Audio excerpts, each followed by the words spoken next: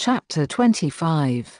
Chinese religion. This is not a single religion like Judaism or Islam. It's made up of many different religions and philosophies, of which four are important. Three are known as Sanchio, the three ways, and they themselves are made up of different strands.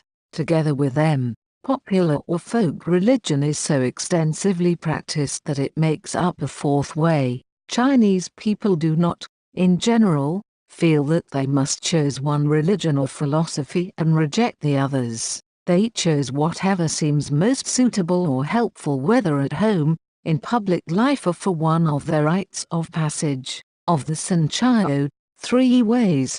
The first is the way of Confucius, which rests not only on the Analects containing the teaching of Confucius, but also on the five classics, the books of change, history, poetry, rites, and the spring-autumn annals.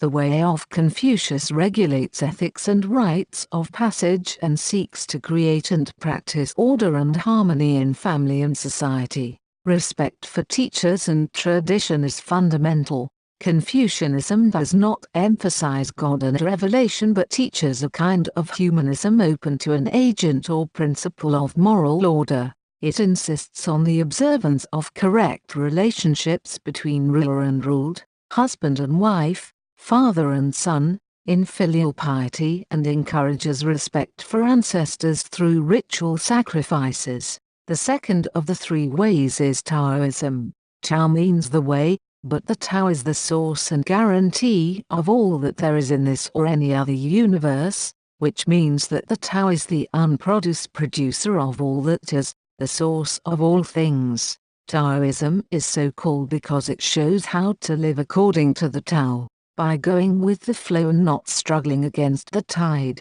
Taoism developed religiously with rituals, especially in healing and exorcism and festivals. In religious Taoism, the quest for immortality is important. Because all nature is united in Tao, immortality cannot be achieved by setting free some part of oneself like the soul. It can only be achieved by the proper directing of the natural forces within the body, through breathing exercises called Qi, through control and direction of sexual energy, through alchemy, through behavior, and through the quest for the way of the immortals and the Isles of the Blessed. The third of the three ways is Buddhism.